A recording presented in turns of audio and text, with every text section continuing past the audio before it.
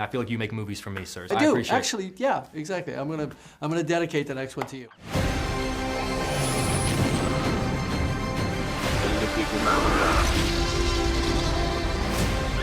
Where we're going, we don't need roads. Who knows love where this I will movie, be, sir. Did you? Fucking love Well, good. this movie. Good. So Well, seriously, thank you. No, I thank hope you. you guys getting this? Yes. All right, good. Excellent. Jake Hamilton, Good Day Chicago. Mr. Cameron, an honor to see you again, sir. It's good to see you as well. You know, when you think I about see you've slowed down. just a little bit. Yeah. Well, I don't know if you remember when we did Titanic, you had just come up from the bottom of That's right. bottom of 10 the years, Atlantic. 10 years ago. Yeah, 10 years ago, and I think we did the interview at like 2 o'clock in the morning. Yeah. It's one of my favorite interview experiences ever. I take no responsibility for anything I said. That was a fun day. Okay. When you think about all the sequels you've done, when you think about Aliens and T2 and this film, I'm sort of curious, obviously no one does sequels better than you, but if you were to watch those 3 films, how do you think they sort of exemplify your progression as a filmmaker? If you were to watch those 3 in a row, what would be the most apparent growth as a director you would be able to see between the 3 sequels specifically? Well, I think the new film is certain. I think there's more of an emphasis on emotion and family and interpersonal relationships in Avatar 2 from Avatar 1, right? But then I look at Aliens, I think I did the same thing, and I look at Terminator 2, I think I did the same thing. So technique-wise, yes, we're much more advanced, you know, and there's some cringy shots in those films that were done on film back in the 90s, you know.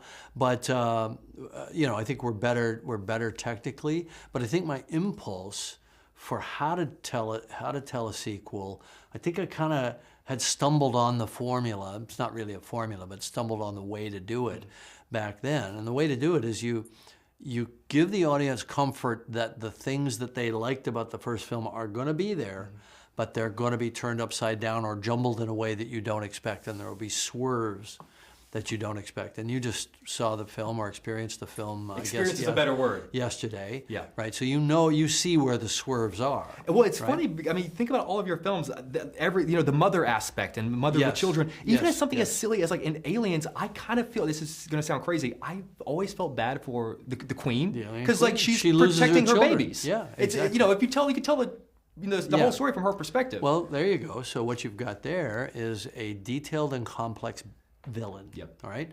So we had a detailed and complex villain in Terminator 2, and we have a very detailed and complex villain in this one in Colonel Quaritch, the adversary. Genius.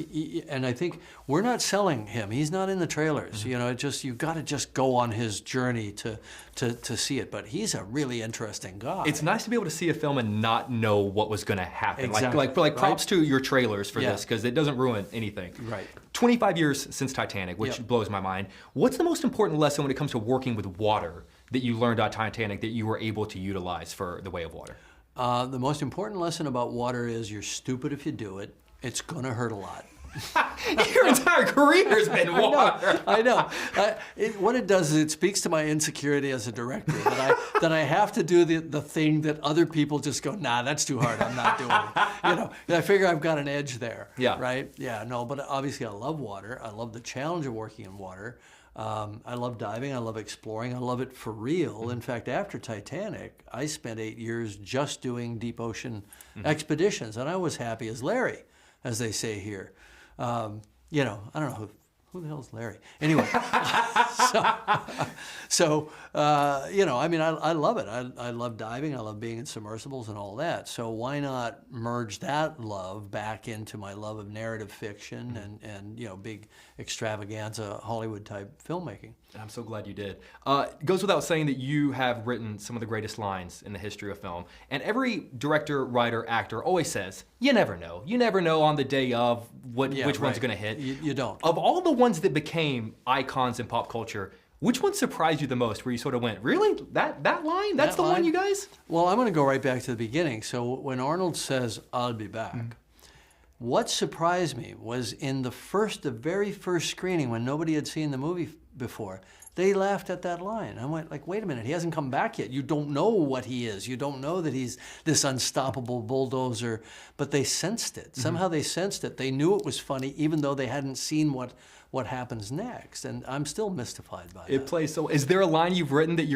that you thought was going to be one of those pop culture lines, but just didn't connect the way? Yeah, but I always cut it out. Oh yeah. Oh yeah, you never see that line. I know I love that you bring back your legacy actors. I love that we're seeing Kate again, we're seeing Sigourney again. Are there any of your other legacy? I mean, like, I would love to see Arnold in Pandora. Like, is there a way to bring? Interesting. Yeah. When Arnold saw Titanic, when he was going in on the red carpet, he said, "I play the iceberg." You know? So I don't know if we have a part for Arnold in this. I'm sure he'd be thrilled. He could be one of the Hallelujah Mountains. He could be one of the floating mountains. Yeah. Yeah. Exactly. Mr. Cam, I just want to end by just saying, sir, like, I love movies because of you. Like, I was raised on your films. My favorite theatrical experiences have been my parents taking me to see your films. Oh, cool. I have this job because Yeah. of you. So I just want to say thank you, sir. Well, look, I really appreciate your enthusiasm for this medium, for this thing that we do, you know, and it's about going to the movie theater. Yes. Right?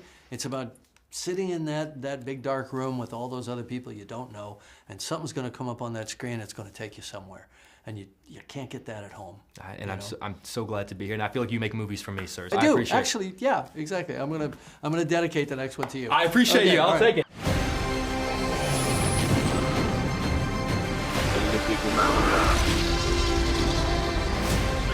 Where we're going, we don't need roads.